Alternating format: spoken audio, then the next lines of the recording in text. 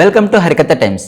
Drama ముగిసింది, పాకిస్తాన్ వెనక్కి తగ్గింది. క్రికెట్ ప్రపంచం అంతా ఎంతో ఉత్కంఠంగా ఎదురు చూస్తున్న ఆ క్షణం రానే వచ్చింది. గత వారం రోజులుగా నడుస్తున్న హై డ్రామాకు తెరపడింది. భారత్ పాకిస్తాన్ మ్యాచ్ ఖచ్చితంగా జరగబోతుంది. రీసెంట్ గా Pakistan cricket board and Pakistan government ఇండియాతో మ్యాచ్ ఆడాలి అంటే మాకు కొన్ని డిమాండ్స్ ఉన్నాయి, ఆ డిమాండ్స్ ని తీరిస్తేనే మేము ఆడుతామని ఐసీసీ ముందు కొన్ని రిక్వెస్ట్లు పెట్టింది. లైక్ ఇండియా పాకిస్తాన్ యొక్క బైలేటరల్ సిరీస్ మళ్ళీ రెజ్యూమ్ చేయాలి అని, ఇండియా బంగ్లాదేశ్ పాకిస్తాన్ మధ్య ట్రై సిరీస్ ని ఒకటి మళ్ళీ ఏర్పాటు చేయాలి అనేసి, ప్లేయర్స్ మధ్య షేక్ హ్యాండ్స్ ఇవ్వాలని అండ్ బంగ్లాదేశ్ పైన ఎటువంటి ఆర్థిక పరమైన క్రీడాపరమైన ఆంక్షలు విధించకూడదని కొన్ని డిమాండ్స్ అనేది ఐసీసీ ముందు పెట్టింది. ఎక్సెప్ట్ వన్ డిమాండ్, ఐసీసీ అన్ని డిమాండ్స్ ని పక్కన పెట్టేసింది. ICC men's T20 world cup నుంచి బంగ్లాదేశ్ అర్ధాంతరంగా బయటికి వెళ్ళిపోయింది. సో ఇలా బయటికి వెళ్ళిపోయినందుకు ఐసీసీ బంగ్లాదేశ్ పైన ఎటువంటి ఆర్థిక పరమైన ఎటువంటి క్రీడాపరమైన ఆంక్షలు విధించబోము అనేసి అఫీషియల్ ఒక స్టేట్మెంట్ ని ప్రకటించింది. దీన్ని ఆసరాగా తీసుకొని Pakistan cricket board and Pakistan government మేము చేసిన డిమాండ్ వల్లే ఐసీసీ బంగ్లాదేశ్ కి ఈ బెనిఫిట్ ఇచ్చిందని ఆ క్రెడిట్ ని వీళ్ళ ఖాతాలో వేసేసుకున్నారు. Pakistan cricket board and Pakistan government ఒక్కసారిగా యూటర్న్ తీసుకునింది. ఐసీసీ ఒత్తిడికి తలంచామని చెప్పకుండా పరువు కాపాడుకోవడానికి బంగ్లాదేశ్, శ్రీలంక,